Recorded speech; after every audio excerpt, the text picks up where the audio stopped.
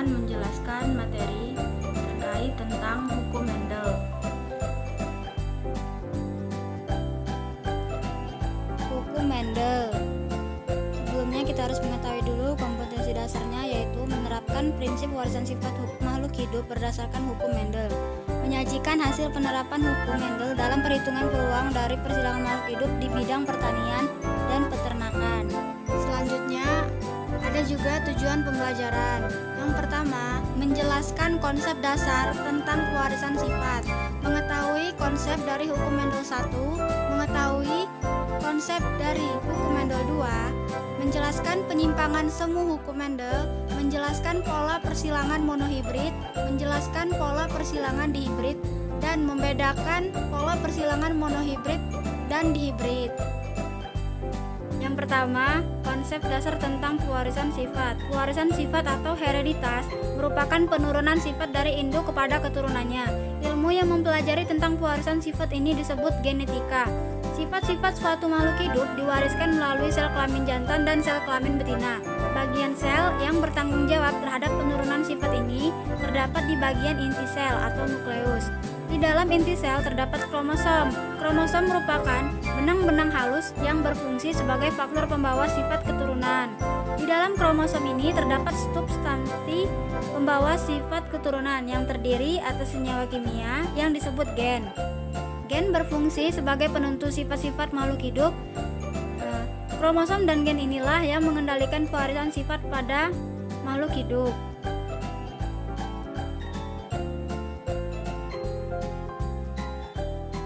Nah, selanjutnya ada konsep dari hukum Mendel 1 dan hukum Mendel 2. Hukum Mendel 1 berbunyi setiap gen di dalam alel akan berpisah atau bersegregasi secara bebas pada saat pembentukan gamet.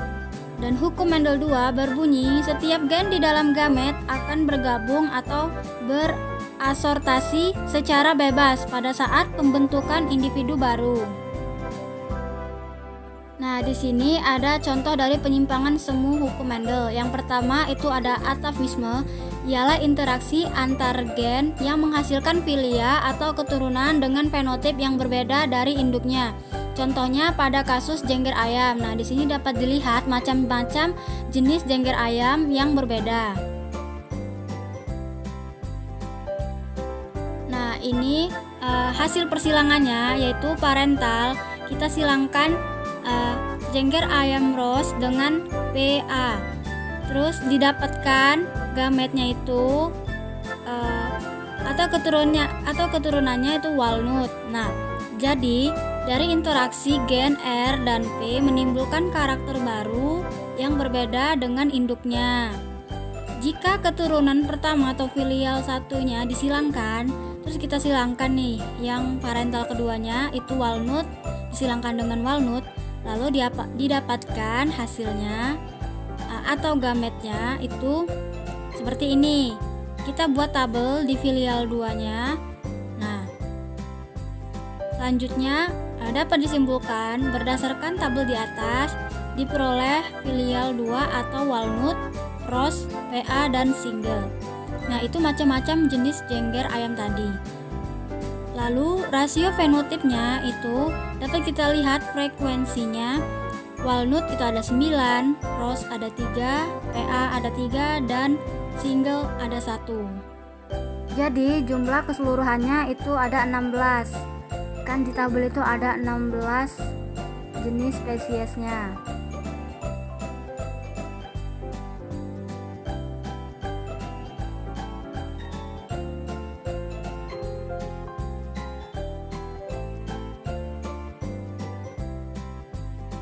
Selanjutnya kita masuk ke contoh yang kedua, yaitu kriptomerik adalah peristiwa tersembunyinya gen dominan jika tidak berpasangan dengan gen dominan lainnya. Jadi jika gen dominan tersebut berdiri sendiri, maka sifatnya akan tersembunyi atau kriptos. Nah, contohnya ini pada kasus persilangan bunga Linaria marokana. Bunga ini memiliki 4 gen.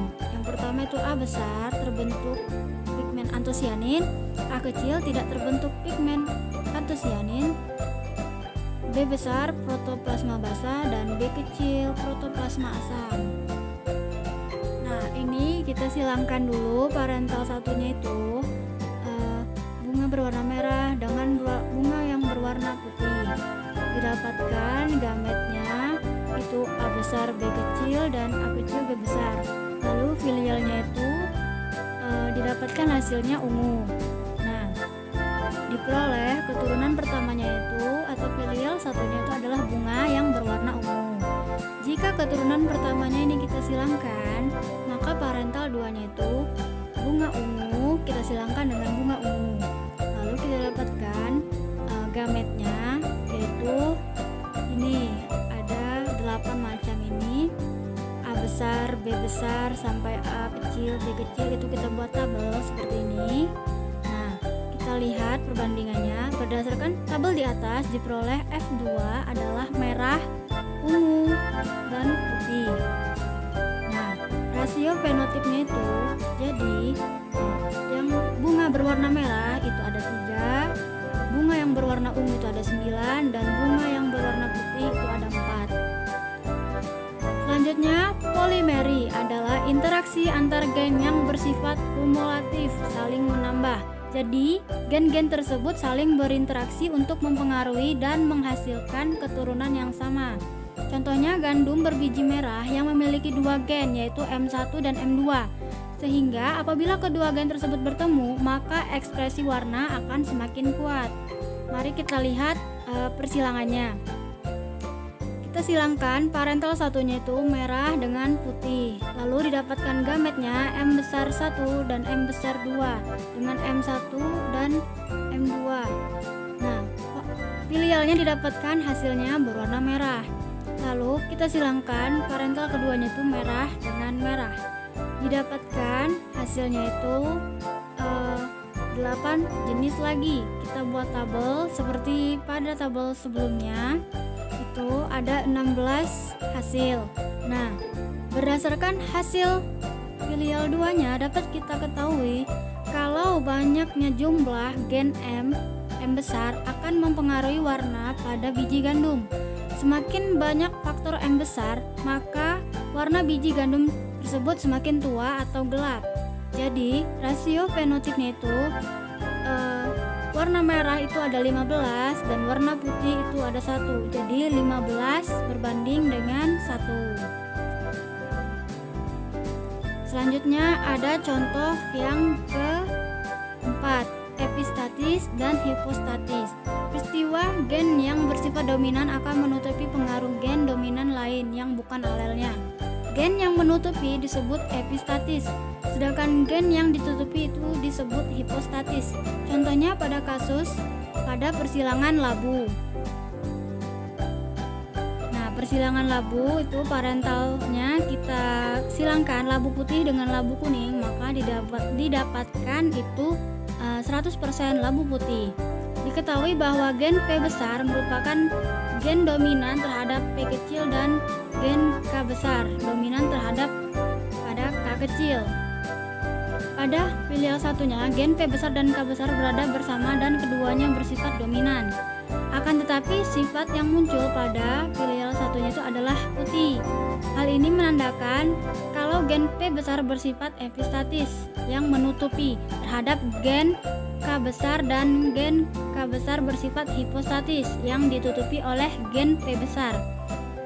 Jadi kita silangkan parental keduanya itu labu putih disilangkan dengan labu putih. Nah, dapat kita lihat hasilnya itu ada pada tabel tersebut. Nah, di tabel tersebut kita masukkan gametnya itu ke tabel filial kedua. Didapatkan 16 jenis spesies. Berdasarkan tabel di atas diperoleh F2-nya itu adalah labu putih, labu kuning, dan labu hijau. Maka frekuensi rasio fenotipnya itu labu putih ada 12, labu kuning ada 3, dan labu hijau ada 1. Nah, selanjutnya kita masuk contoh yang kelima, itu ada komplementer. Interaksi antar gen dominan dengan sifat yang berbeda yang saling melengkapi sehingga memunculkan fenotip tertentu. Apabila salah satu gen tidak muncul, maka sifat yang dimaksud pun tidak akan muncul. Contohnya, komplementer dapat ditemukan pada kasus persilangan bunga Lathyrus odoratus yang terdiri dari gen C besar pembentuk pigmen warna, C kecil tidak membentuk pigmen warna, P besar membentuk enzim pengaktif, dan P kecil tidak membentuk enzim pengaktif. Nah, dapat kita silangkan parental satunya itu bunga yang berwarna putih dengan putih itu didapatkan hasilnya itu bunga yang berwarna ungu. Nah, sifat C besar dominan terhadap C kecil dan P besar dominan terhadap P kecil. Dapat dilihat pada filialnya bahwa kedua gen dominan yaitu C besar dan P besar yang memiliki sifat yang berbeda. Keduanya akan saling melengkapi dan membentuk individu baru yaitu bunga yang berwarna ungu. Apabila hanya terdapat gen C besar tanpa gen P besar atau sebaliknya, maka akan tetap menghasilkan keturunan dengan sifat putih. Nah, kemudian kita silangkan parental keduanya itu bunga yang berwarna ungu dengan bunga yang berwarna ungu. Didapatkan hasilnya yaitu kita buat pada tabelnya ini. Nah, berdasarkan tabel di atas diperoleh filial 2-nya adalah bunga yang berwarna ungu dengan pigmen warna dan enzim pengaktif atau C besar dan P besar. Bunga berwarna putih dengan pigmen warna dan tanpa enzim pengaktif. Bunga berwarna putih tanpa pigmen warna dan enzim pengaktif, dan bunga berwarna putih tanpa pigmen warna dan enzim pengaktif. Jadi rasio fenotipnya itu didapatkan frekuensinya 9:7. Ungu itu ada 9 dan putih itu ada 7.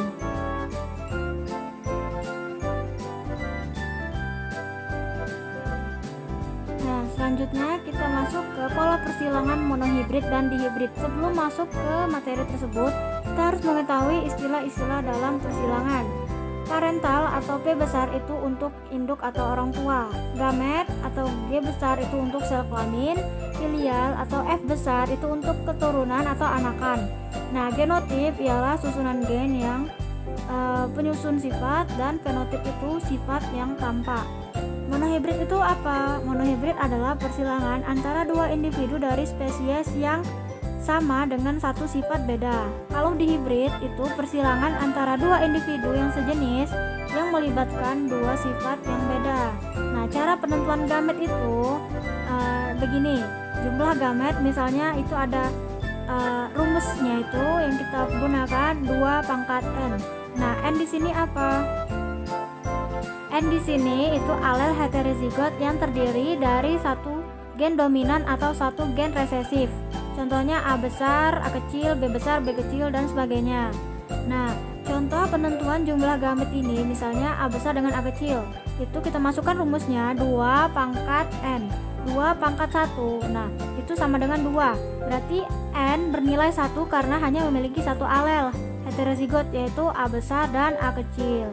Nah, contoh yang kedua itu ada A besar dan A kecil, B besar dan B kecil. Itu kita masukkan rumusnya 2 pangkat N itu sama dengan 2 pangkat 2 itu hasilnya 4 karena ada 4 gamet yaitu A besar, A kecil, B besar dan B kecil. Nah, yang kedua kita menentukan jenis gamet. Nah, contoh penentuan jenis gamet ini contohnya misalnya A besar dengan A kecil. Nah, gamet tersebut terdiri dari dua jenis yaitu A besar dan A kecil. Nah, caranya itu A besar dan A kecil gamet ini kita silangkan dengan B besar dan B kecil seperti yang di kotak ini dan didapatkan hasilnya pada kotak putih tersebut.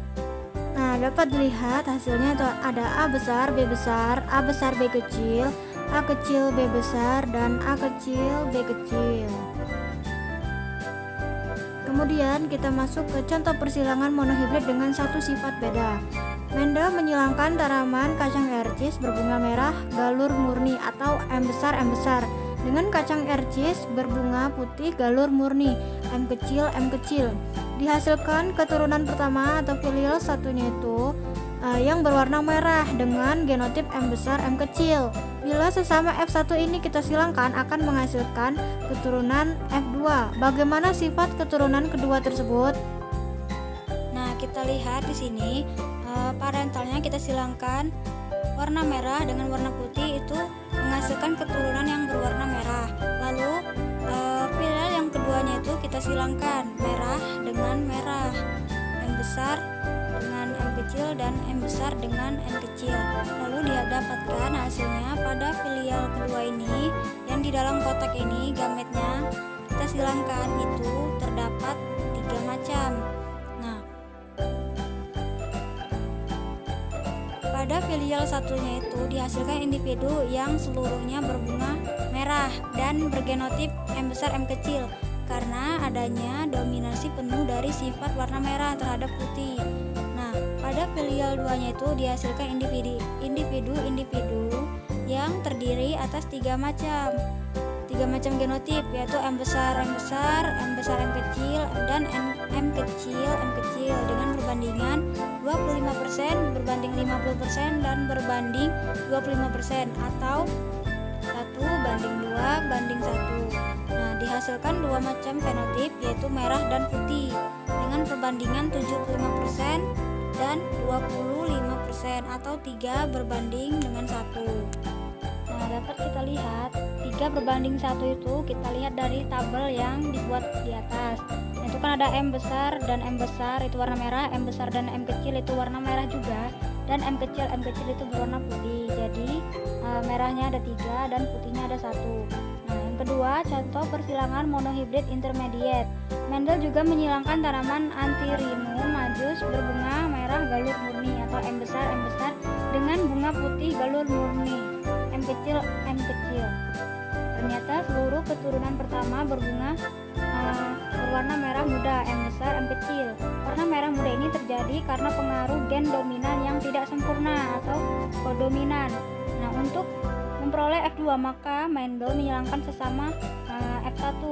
Jadi di sini parentalnya itu bunga berwarna merah dan putih itu menghasilkan bunga berwarna merah muda. Nah, lalu kita silangkan yang keduanya itu bunga berwarna merah muda itu kita silangkan dengan bunga yang berwarna merah muda juga, didapatkan hasilnya atau filial 2-nya itu ada warna merah, merah muda, dan putih.